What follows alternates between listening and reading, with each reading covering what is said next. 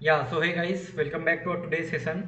What we are going to cover in this our today's session is basically September 2025 current affair for a specific. It is designed for CUET as well as Jamia. So basically आज के class में हम लोग अच्छे से one liner question कैसे आपसे पूछा जा सकता है, यही सितंबर मंथ का करंट अफेयर हम लोग कवर करेंगे। और आपको क्या करना है, आपको बस जो यहाँ पे मैं बताऊंगा वन लाइनर क्वेश्चन क्या क्या इंपॉर्टेंट है वो आपको यहाँ पे बेसिकली फॉलो करना है।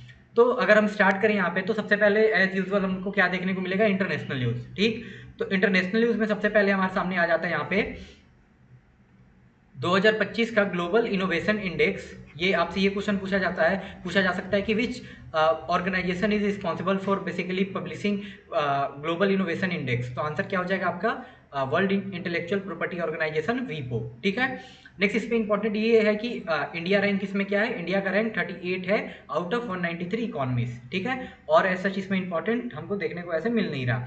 नेक्स्ट अगर हम लोग आगे बढ़े तो ये आप एक बार देख लेना कि TASL डिफेंस मैन्युफैक्चरिंग फैसिलिटी यहाँ पे इनॉग्रेट किया गया है मोरक्को में। अब बेसिकली इसमें क्या था कि इंडिया की जो यहाँ पे एक फर्म है टाटा एडवांस सिस्टम लिमिटेड, इसी का फुल फॉर्म है TASL।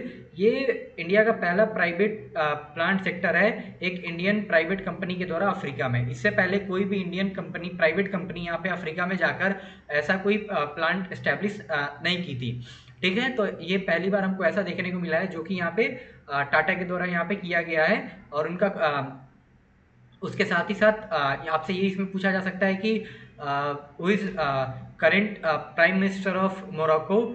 तो ये आपको ध्यान एक बार आपको देख लेना है। और साथ ही में डिफेंस मिनिस्टर ऑफ मोरक्को जो इस इनॉग्रेशन टाइम में शामिल थे इंडिया की तरफ से। यहाँ पे बेसिकली शामिल कौन हुए थे, इंडिया के डिफेंस मिनिस्टर राजनाथ सिंह। इसमें और कुछ आगे इंपॉर्टेंट है नहीं। नेक्स्ट यहाँ पे इंपॉर्टेंट ये हो जाता है कि who is the current prime minister of Mauritius. तो आंसर क्या हो जाएगा, डॉक्टर नवीन चंद्र राम गुलाम।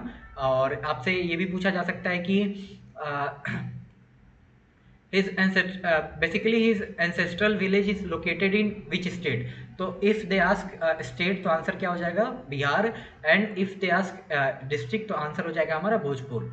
ठीक है, और उसके बाद इंपॉर्टेंट इसमें ये देख लेना आप एक बार कि सऊदी अरेबिया और पाकिस्तान के बीच में यहाँ पे डिफेंस एग्रीमेंट साइन हो रखा है। अब इस एग्रीमेंट से क्या है यहाँ पे कि अगर मान लो कि कोई यहाँ पे ये एग्रीमेंट बेसिकली ये बोलता है कि अगर यहाँ पे अटैक पाकिस्तान पे होगा तो ये माना जाएगा कि अटैक सिर्फ पाकिस्तान पे नहीं, सऊदी अरेबिया पे भी है। सेम अगर मान लो कोई कंट्री भी अटैक यहाँ पे सऊदी अरेबिया पे कर रहा है तो ये नहीं माना जाएगा कि ये अटैक सिर्फ सऊदी पे है, ये माना जाएगा कि क्या ये पाकिस्तान पे भी है। पर इसका कोई हमको एज सच बेसिकली क्या इसका रियलिटी हम देख लिए अभी मिडिल ईस्ट में जो क्राइसिस है, सबको पता है ईरान सऊदी अरेबिया के ऑयल फील्ड पे यहाँ पे हमला कर रहा है। पर क्या पाकिस्तान इसमें इस एग्रीमेंट के हिसाब से पाकिस्तान को क्या करना चाहिए था, पाकिस्तान को बेसिकली ईरान पे हमला करना चाहिए था, पर पाकिस्तान यहाँ पे कुछ नहीं कर पा रहा है। नेक्स्ट यहाँ पे इंपॉर्टेंट आप एक बार ये देख लेना, फुल फॉर्म ऑफ यूपीयू। तो इसका फुल फॉर्म क्या है, यूनिवर्सल पोर्टल यूनियन। देन उसके अलावा इसमें इंपॉर्टेंट ये है कि इंडिया यूपीयू का मेंबर कब से है, ये बहुत इंपॉर्टेंट है, तो since 1876। Next age such important हमारे लिए है नहीं। आगे यहाँ पे बढ़े तो ये बहुत इंपॉर्टेंट है, आपसे ये क्वेश्चन पूछा जाएगा कि विच कंट्री लॉन्च के वीज़ा। तो आंसर क्या हो जाएगा, के वीज़ा चाइना के द्वारा लॉन्च किया गया है। रीज़न क्या है, बेसिकली अभी सबको पता है कि अमेरिका में क्या सिचुएशन है, डोनाल्ड ट्रंप के द्वारा H1B वीज़ा पे कैसे उसके रेट को कैसे इंक्रीज कर दिया गया। तो उससे डिसएडवांटेज कैसे एक तरीके से यूएस को होने वाला है कि जो भी अगर मान लो कि यूएस फर्म्स यहाँ पे किसी भी ग्लोबल टैलेंट को यहाँ पे हायर करती थी, तो वो लोग क्या करते थे, एक पैकेज के अंडर में ही सब कुछ यहाँ पे वीज़ा वूज़ा सब पे करने का राइट किसका रहता था, वो जो यूएस की फर्म है उनका। पर अब मान लो यहाँ पे कोई यहाँ पे इंडियन है, लेट्स टेक एग्जांपल, यहाँ पे कोई एक इंडियन है, उसको यहाँ पे कोई यूएस की फर्म उसको हायर करती है। तो मान लो अगर अब H1B वीज़ा का रेट महंगा हो जाने से क्या हो गया कि उसको ज़्यादा पैसा यहाँ पे देना पड़ रहा है, उसको वीज़ा के प्रोसेस में उसका ज़्यादा पैसा लग जा रहा है। तो बताओ क्या वो आदमी, क्या वो ऑर्गेनाइजेशन या फिर फर्म, क्या इस आदमी को, जो इंडियन आदमी है, क्या उसको उतना पैसा ऑफर कर पाएगी जो पहले उसका जो सैलरी था, जो यहाँ पे न्यू। तो यही मेरे को समझाओ, कोई भी क्यों यहाँ पे यूएस जाना चाहेगा जब उसको पहले जैसा यहाँ पे वहाँ पे बेसिकली उसको प्राइस मिलेगा ही नहीं, उसको सैलरी नहीं मिल पाएगा। तो इसलिए यहाँ पे चाइना क्या कर रखा है, STEM जो यानी साइंस टेक्नोलॉजी इंजीनियरिंग और मैथमेटिक्स फील्ड से रिलेटेड यहाँ पे जो भी यहाँ पे टैलेंट है उनको अट्रैक्ट करने के लिए चाइना के द्वारा यहाँ पे के वीज़ा यहाँ पे इंट्रोड्यूस किया गया है, ताकि वो भी US की तरह एक तरीके से क्या बन पाए। आज US जो भी है अपने टेक्नोलॉजी पे एक उसका बहुत बड़ा, उसमें टेक्नोलॉजी का उसमें बहुत बड़ा एक योगदान है। तो सेम US का भी यहाँ पे गोल है, उसने सेट कर रखा है कि 2035 तक हम यहाँ पे क्या सुपर पावर बन जाएंगे। तो उसी को अचीव करने के रास्ते में एक स्टेप यहाँ पे लिया गया है। नेक्स्ट आपके लिए इंपॉर्टेंट है कि ये आपसे पूछा जा सकता है कि recently which country faced Gen Z movement, तो आंसर क्या हो जाएगा, नेपाल हो जाएगा। रीज़न क्या था, क्योंकि नेपाल के यंग लोग यहाँ पे क्या थे, वहाँ की गवर्नमेंट से बहुत ज़्यादा परेशान थे। रीज़न था करप्शन हो गया, उसके अलावा यहाँ पे कैसे जो यहाँ पे लीडर्स के किड्स थे वो एक लेविश लाइफ फॉरेन में जी रहे थे एज कम्पेयर टू नेपाल के सिटीजन का क्या हाल है। और साथ ही साथ नेपाल के गवर्नमेंट के द्वारा क्या कर दिया गया था, 26 सोशल मीडिया प्लेटफॉर्म को बैन कर दिया गया, including Facebook, WhatsApp, Instagram, YouTube, Twitter, TikTok, Telegram. TikTok और टेलीग्राम को एग्जाम कर दिया गया था इसमें। क्यों, क्योंकि उनका ऐसा क्या नाम था कि टिकटॉक से कुछ नहीं होगा, पर आगे चलकर टिकटॉक और टेलीग्राम ही इनके लिए एक तरीके से बहुत ज़्यादा इस प्रोटेस्ट में इनको हटाने में मेन रोल प्ले करता है। क्योंकि अब जितने भी यूथ उस टाइम पे रहते हैं नेपाल के, वो इन ऐप का इस्तेमाल करने लगते हैं अपना बात यहाँ पे बताने के लिए। तो उसके बाद क्या हुआ, सबको पता है कि KP शर्मा ओली जो नेपाल के प्राइम मिनिस्टर थे एट दैट टाइम, वो स्टेप डाउन करते हैं और नेपाल की न्यू केयर टेकर गवर्नमेंट की हेड बनती है सुशीला कार्की, बहुत इंपॉर्टेंट नाम है।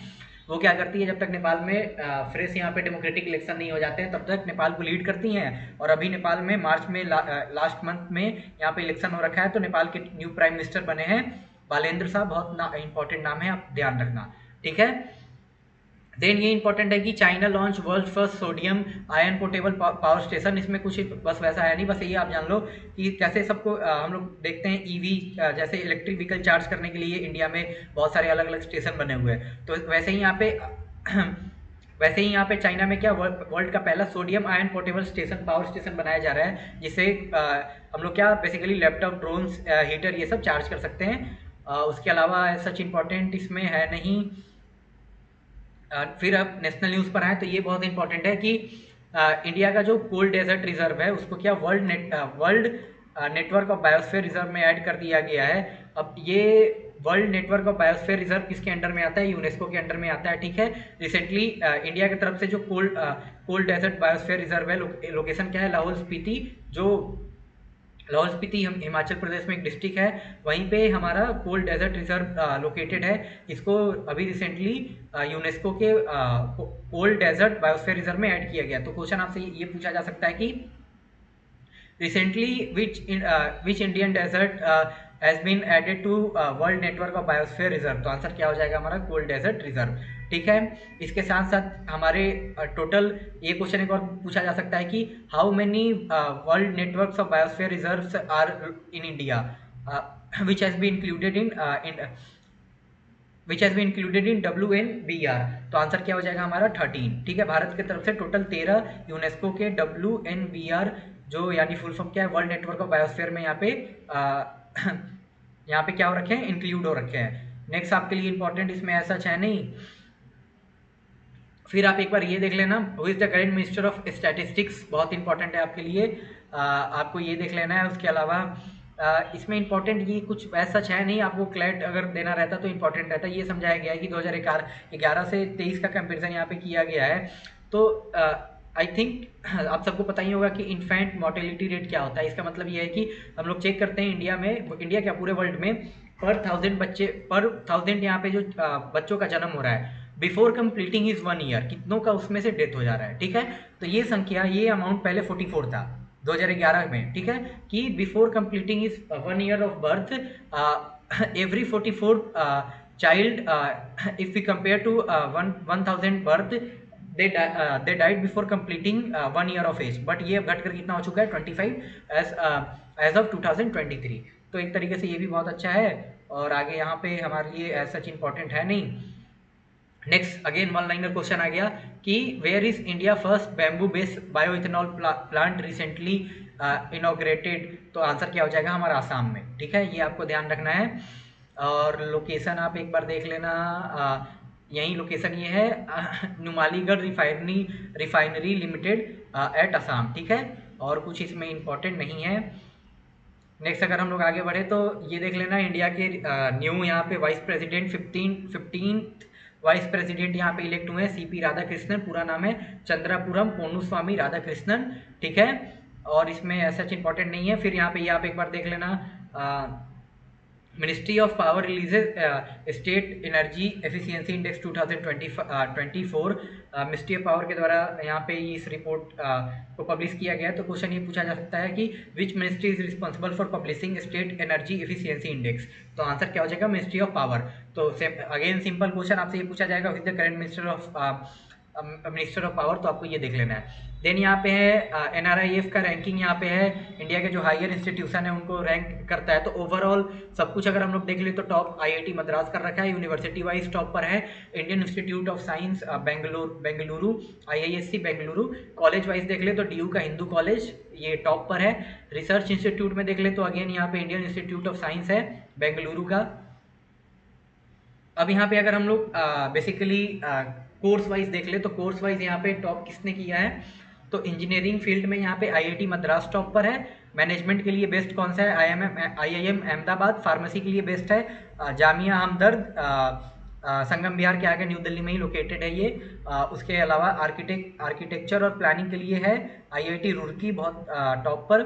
लॉ के लिए है, सबको पता है लॉ के लिए कौन सा मेन है, क्लैट के थ्रू सबको ही जाता है इसमें। नंबर 1 NLSIU बेंगलोर यानी national law school of India university Bengaluru. Medicine के लिए यहाँ पे टॉप पर है एम्स दिल्ली, और डेंसिट्री के लिए यहाँ पे टॉप पर है अगेन एम्स दिल्ली। और एग्रीकल्चर और अलाइड सेक्टर में टॉप पर कौन है, allied agriculture research institute new Delhi में ये भी लोकेटेड है। तो आपको ये नाम याद रखना है। नेक्स्ट आपसे ये पूछा जाएगा कि name India first indigenous micro processor chief. तो आंसर क्या हो जाएगा, विक्रम हमारा आंसर हो जाएगा। अभी हमने सेमिकॉन इंडिया 2025 जो न्यू दिल्ली में ही हेल्ड हुआ था, उसमें हमने क्या किया, इंडिया का पहला फुली इंडिजीनियस 32 बाइट का माइक्रो प्रोसेसर चिप यहाँ पे जिसका नाम विक्रम है उसको हमने लॉन्च किया। ठीक है, और इसके साथ साथ आपको 2-3 होमवर्क मैं दे रहा हूँ। आपको ये देखना है कि CDEC का यहाँ पे हेडक्वार्टर कहाँ पे है। उसके बाद इंडिया सेमीकंडक्टर के लिए क्या क्या इनिशिएटिव लेकर आ रखी है, सेमीकंडक्टर मिशन आपको देखना है।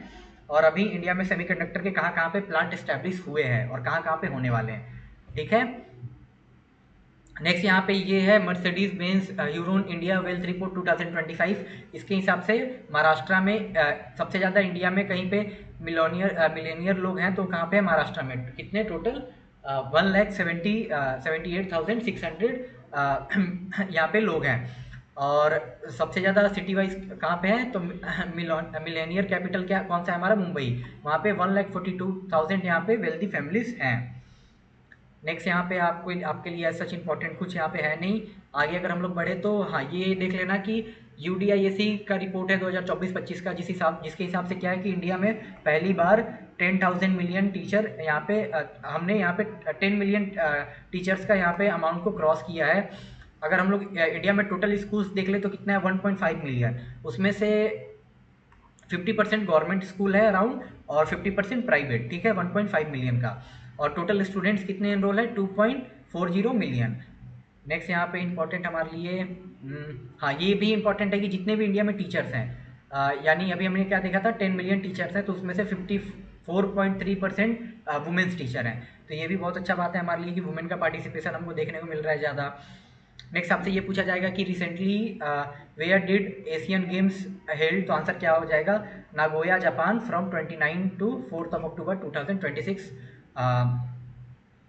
उसके अलावा इसमें नमो भारत यहाँ पे हाँ नेक्स्ट यहाँ पे इंपॉर्टेंट ये है कि इंडिया का जो आपसे ये क्वेश्चन पूछा जा सकता है कि which is India fastest running train. तो आंसर क्या हो जाएगा, नमो भारत ट्रेन, जो कि यहाँ पे Delhi Meerut regional rapid transit system अभी जो स्टार्ट किया गया है, जिसका स्पीड आपसे डायरेक्ट पूछा जा सकता है कि what is the speed of NaMo Bharat train. तो आंसर क्या हो जाएगा हमारा 160 किलोमीटर पर आवर। ठीक है, अगर आगे हम लोग बढ़े तो इसमें स्पेस आ जाएगा। तो इसमें स्पेस में ये इंपॉर्टेंट है कि रिसेंटली हमने इंडियन नेवी का न्यूएस्ट बेस यहाँ पे दे रखा है, INS अरावली, कहाँ पे, गुरुग्राम में इसको कमीशन किया गया है, ठीक है। नेक्स्ट, इकोनॉमी से रिलेटेड आप ये देख लेना कि जो GST 2.0 रिफॉर्म यहाँ पे लेकर आए गए हैं, तो इसको इम्प्लीमेंट कर दिया गया है। तो पुराने वाले सिस्टम से हमको 4 टियर स्लैब देखने को मिलते थे, 5%, 12%, 18% और 28%। पर रिसेंटली क्या कर दिया गया, 5% है अब और 18%। उसके अलावा एक एडिशनल लाया गया है 40% का यहाँ पे स्लैब, 40% का स्लैब अभी लाया गया है, जिसमें कौन कौन कैसे आइटम्स इंक्लूडेड रहेंगे, तंबाकू हो गया, अल्कोहल हो गया, या फिर ऑनलाइन गेमिंग, ठीक है। नेक्स्ट आपसे ये पूछा जाएगा कि ये बहुत इंपॉर्टेंट है, क्यों, क्योंकि यहाँ पे रिसेंटली प्राइम मिनिस्टर मोदी ने क्या लॉन्च किया है, इंडिया का अपना इंडिजीनियस 4G नेटवर्क।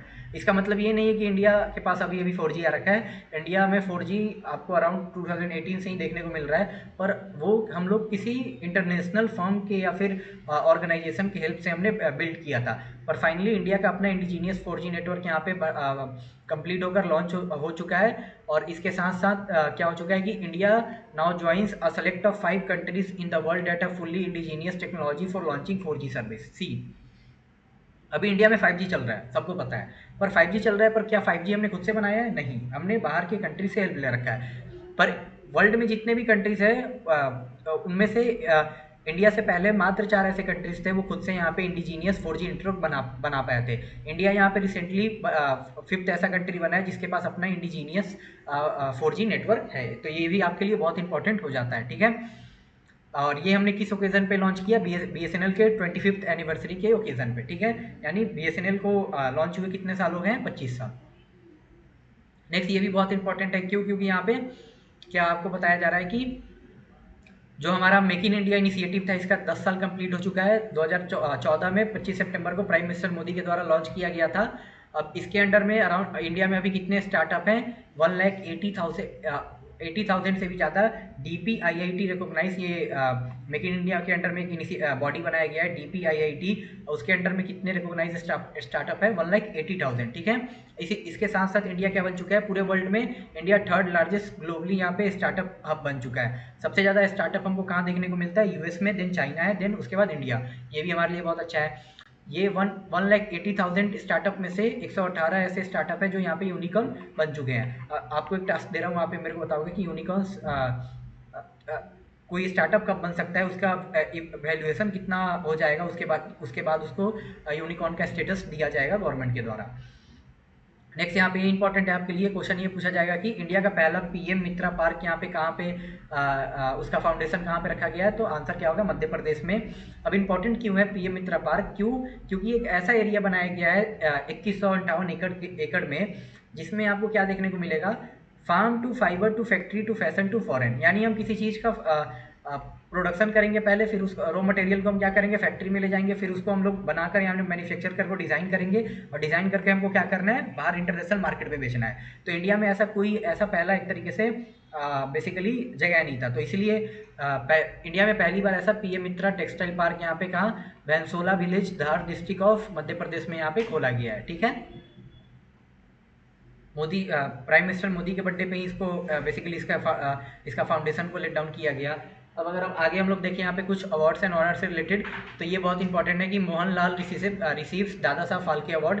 ये सिनेमा में बेसिकली इंडियन सिनेमा में हाईएस्ट अवार्ड माना जाता है, दादा साहब फाल्के अवार्ड। अभी रिसेंटली मलयालम एक्टर है मोहनलाल, आई थिंक सबने इनका मूवी देखा ही होगा, इनको यहाँ पे मिला है फॉर द ईयर 2023, ठीक है। नेक्स्ट यहाँ पे इंपॉर्टेंट आपके लिए रेमॉन मैग्सेसी अवार्ड हो जाता है। तो आपसे क्वेश्चन ये पूछा जाएगा कि who is the current which institution और person recently one Ramon मैग्सेसी award 2025। तो आंसर क्या हो जाएगा हमारा, एजुकेट गर्ल्स, ठीक है। तो उसके अलावा यही जो एजुकेट गर्ल्स NGO है इंडिया की, ये इस बार के रेमॉन मैग्सेसी अवार्ड पे यहाँ पे जीते हैं। अब जो रेमॉन मैग्सेसी अवार्ड है, इसको क्या बेसिकली क्या यहाँ पे एशिया का नोबेल प्राइज भी माना जाता है, तो इसलिए ही बहुत ज़्यादा इंपॉर्टेंट है। ये किसके मेमोरी में रखा गया था, जो फिलीपीन के फॉर्मर प्रेसिडेंट है रेमॉन मैग्सेसी, उनके याद में इस अवार्ड को बनाया गया था। और पहला अवार्ड एस्टेब्लिश हुआ था 1957 में, और पहला अवार्ड दिया गया था 1958 में। कुछ रिसेंट विनर देख ले रेमॉन मैग्सेसी के, तो इंडिया की तरफ से रवीन कानन 2023, रवीश कुमार 2019, सोनम वांगचुक और भारत वटवानी 2018, विल्सन बेसवाड़ा 2016, अंशु गुप्ता 2015, कुलदेवी फ्रांसिस 2012, हरी सेंडे 2011, दीप जोशी 2009। उसके अलावा ये रीड कर लेना और ऐसा सच इंपॉर्टेंट है नहीं। ये आप एक बार पढ़ लेना कि इंडिया की तरफ से होम बाउंड मूवी को बेस्ट इंडिया की तरफ से मूवी के लिए ऑफिशियल एंट्री यहाँ पे ऑस्कर 2026 अवार्ड के लिए यहाँ पे दिया गया है for the 98th Oscar award, जो यहाँ पे 2026 में हमको देखने को मिलेगा सितंबर, ठीक है। और उसके अलावा नेक्स्ट यहाँ पे ये देख लेना कि दिलजीत दोसांझ है इंडियन सिंगर, उनको इंटरनेशनल एमी अवार्ड में यहाँ पे नॉमिनेट किया गया है। उसके अलावा ऐसा सच इंपॉर्टेंट हमारे लिए है नहीं। हाँ, ये बहुत इंपॉर्टेंट है कि नेशनल ई गवर्नेंस अवार्ड 2025 यहाँ पे ये दिया क्यों जाता है, क्योंकि कम्प्लीटली पेपरलेस ई ऑफिस यहाँ पे ये अवार्ड उन डिस्ट्रिक्ट को मिलेगा जो जहाँ पे कम्प्लीटली पेपरलेस वर्क हमको देखने को मिलेगा, यानी वहाँ पे 100% डिजिटल लिटरेसी है। तो ये रिसेंटली मध्य प्रदेश में धुले डिस्ट्रिक्ट में एक ग्राम पंचायत है रोहिणी ग्राम, उसको यहाँ पे इस बार का ये अवार्ड दिया गया है, ठीक है। तो ये नाम इंपॉर्टेंट है स्पोर्ट्स से रिलेटेड। ये देख लेना इंडिया ने रिसेंटली 9th एशिया कप यहाँ पे जीता है, 9वीं बार पाकिस्तान को फाइनल में हरा के। होस्ट इंपॉर्टेंट है, होस्ट कौन था यहाँ पे, यूएई। नेक्स्ट ये देख लेना कि who is the current winner of Dilip trophy, तो आंसर क्या हो जाएगा हमारा सेंट्रल जोन ने ये दिलीप ट्रॉफी इस बार का हमारा जीता है, ठीक है। उसके अलावा इंपॉर्टेंट हमारे लिए ये देख लेना यूएस ओपन 2025 के मेंस सिंगल्स विनर कौन है, कार्लोस अल्कराज, ये ऑस्ट्रेलियन ओपन 2026 के भी विनर हैं। वुमेन्स विनर कौन है यहाँ पे, अरियाना साबालेंका, बेलारूस की ये प्लेयर हैं, ये जीत रखी हैं। उसके अलावा आपके लिए ऐसा चीज़ में इंपॉर्टेंट है नहीं, ये बहुत इंपॉर्टेंट है मेंस एशिया हॉकी कप, यहाँ पे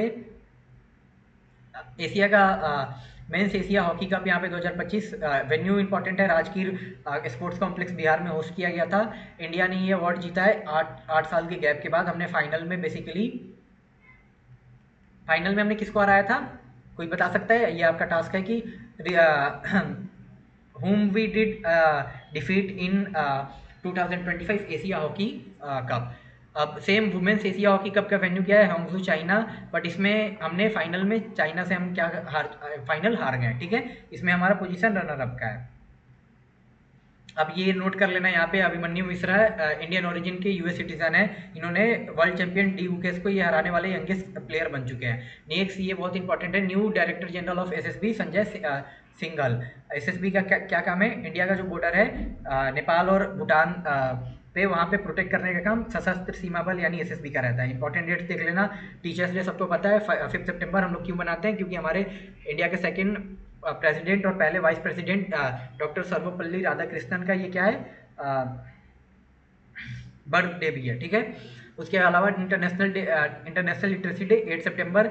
उसके साथ साथ ये बहुत इंपॉर्टेंट है, हिमाचल प्रदेश इंडिया का 4th ऐसा स्टेट बन चुका है जो फुल्ली यहाँ पे लिटरेसी गेन कर चुका है, त्रिपुरा मिजोरम गोवा के साथ साथ, ठीक है। और पहला डिस्ट्रिक्ट यहाँ पे फुल्ली लिटरेट बनने वाला कौन सा है, लद्दाख, बहुत इंपॉर्टेंट है। नेक्स्ट यहाँ पे ये देख लेना international day for preservation of ozone layer 16 September, Ayurveda day 23, Antyodaya day 25। Antyodaya day इसलिए मनाते हैं क्योंकि पंडित दीनदयाल उपाध्याय का ये क्या है, बर्थ एनिवर्सरी है।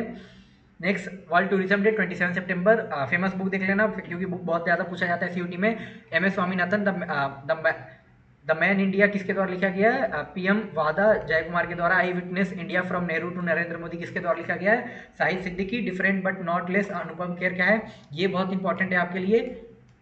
वाई द कॉन्स्टिट्यूशन मैटर, सेलेक्टरी स्पीच जस्टिस डीवाई चंद्रचूड का ये बुक है, उनके द्वारा लिखा गया है। उसके बाद operation Sindoor the untold story of deep strike inside Pakistan, ये लेफ्टिनेंट कर्नल केजेस टिन्नी डिलॉन के द्वारा ये लिखा हुआ है। नेक्स्ट यहाँ पे अपडेटेड न्यूज़ आप कुछ पढ़ लेना कि venue of 4th Semicon India 2025, तो यशो भूमि इसका वेन्यू है, इनोग्रेट पीएम के द्वारा किया गया था, ऐसा सच इंपॉर्टेंट है नहीं। उसके अलावा इसमें ऐसा सच इंपॉर्टेंट आप ये पढ़ लेना कि फर्स्ट इंटरनेशनल कॉन्फ्रेंस ऑन ज्ञान भारतम विज्ञान भवन में हेल्ड किया गया था। इसका थीम क्या था, reclaiming India knowledge heritage through manuscript heritage. और उसके अलावा ये बहुत इंपॉर्टेंट है, where does 25th Shanghai corporation organisation summit held, तो तियानजिन चाइना, बहुत इंपॉर्टेंट है। नेक्स्ट ये भी बहुत इंपॉर्टेंट है कि India first AI based translator for tribal language Adivani. तो नेम क्वेश्चन ये पूछा जाएगा which of the following is the India first AI based translator for tribal languages, तो आंसर क्या हो जाएगा, आदिवानी। तो बेसिकली ये क्या था हमारा सितंबर मंथ का करंट अफेयर इंपॉर्टेंट जो आपके सीयूटी और जामिया में पूछे जा सकते थे या फिर आईपी में बहुत ज़्यादा इंपॉर्टेंट है। ऑनलाइन का क्वेश्चन कैसे पूछा जाएगा मैं बता दिया हूँ आपको। कोई क्वेरी हो बता देना, नोट्स मिल जाएंगे क्लास के आपको, और नोट कर लेना, रीड करना। एग्जाम में बहुत कम टाइम है, आपको बहुत ज़्यादा पढ़ना है। ठीक, फिर से मिलेंगे नेक्स्ट क्लास में नेक्स्ट टॉपिक के साथ में। तब तक के लिए बाय बाय, टाटा, जय हिंद।